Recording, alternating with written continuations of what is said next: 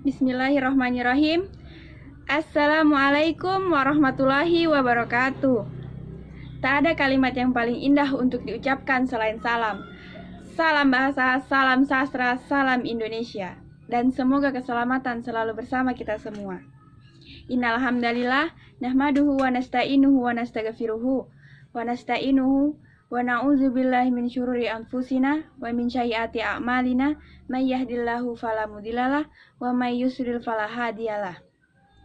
Puji syukur marilah kita panjatkan atas kehadirat Allah Subhanahu wa taala, Tuhan yang Maha Esa, yang mana Ia telah memberikan kita kesehatan serta kesempatan dan kenikmatan yang tak hingga-hingga untuk kita semua.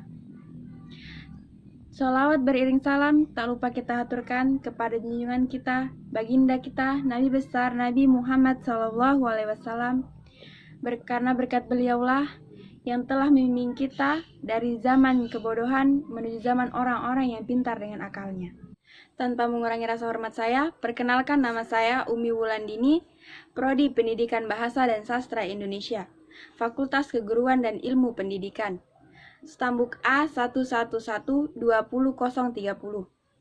Teruntuk yang terhormat, selaku dosen mata kuliah berbicara dan pembelajarannya, Ibu Nirmayanti SPD MPD.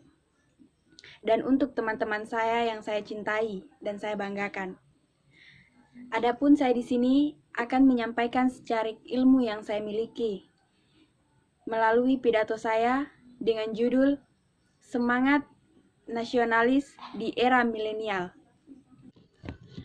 Generasi milenial ini disebutkan menurut para pakar adalah di mana banyaknya kemudahan teknologi yang sudah berkembang cukup pesat, mulai dari kemudahan berbelanja dan interaksi di sosial media, informasi yang mudah cepat tersalurkan, dan juga kemudahan-kemudahan yang lainnya yang disebabkan perkembangan teknologi tersebut.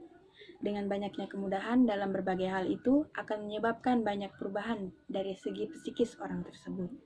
Banyak sekali para generasi milenial ini sudah tidak terlalu mengenal prinsip kebangsaan Indonesia. Kebanyakan dari mereka berpikir semua ini sudah kuno atau ketinggalan zaman. Sebagai contoh adanya kemudahan teknologi tersebut, yaitu generasi muda saat ini justru lebih mudah terjerumus dengan hal-hal yang ada di media sosial yang belum tentu kebenarannya. Seperti anak-anak muda sekarang, terutama anak-anak yang masih SD, SMP, mereka sekarang sudah masing-masing mempunyai handphone, smartphone, dan lain sebagainya. Yang sebenarnya digunakan dengan sebaik-baiknya, justru mereka salah menggunakannya.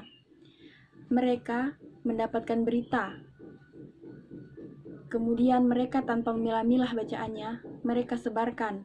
Nah, yang seperti itulah yang menyebabkan munculnya berita-berita hoaks yang mulai marak tersebar. Tanpa berpikir panjang, generasi muda yang seperti itulah yang sudah mulai sedikit demi sedikit menjatuhkan bangsa Indonesia. Seperti yang dicontohkan semangat juang yang pernah dilakukan para pahlawan terdahulu. Nah, kita sebagai generasi muda jangan mudah percaya dengan berita-berita hoaks tersebut, karena apabila kita mudah percaya dengan hal-hal tersebut yang belum tentu kebenarannya, maka akan berdampak sangat buruk pada perkembangan bangsa ini ke depannya. Jadi, kita sebagai generasi muda harus pintar-pintar untuk mengidentifikasi berita yang kita baca melalui sosial media. Apakah berita tersebut termasuk berita yang benar atau hanya berita hoaks? Perlunya juga kita memperhatikan akibat yang ditimbulkan dari adanya berita hoaks itu cukup sangat memprihatinkan dan dapat memberi dampak negatif bagi semua pihak, yaitu dapat menyulut kebencian, kemarahan, hasutan pada orang lain, pemberontakan, bahkan perpecahan. Bahkan memberikan reputasi yang buruk pada seseorang maupun sesuatu karena menyebarkan informasi yang salah. Kerugian lain yang ditimbulkan juga berdampak pada diri kita sendiri. Namun seringkali kita tidak sadari, yaitu kita banyak membuang-buang waktu.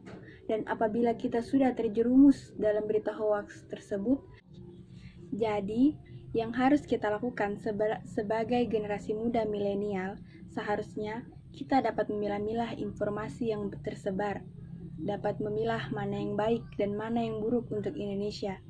Dan kita seharusnya peduli dengan bangsa ini, meskipun kontribusi kita tidak besar untuk negara Indonesia. 30 tahun lagi, Indonesia yang memegang adalah kita, generasi milenial. Mari kita satukan tekad dan semangat kita untuk memajukan Indonesia tercinta ini. Menumbuhkan jiwa nasionalisme dalam diri kita tidaklah sulit.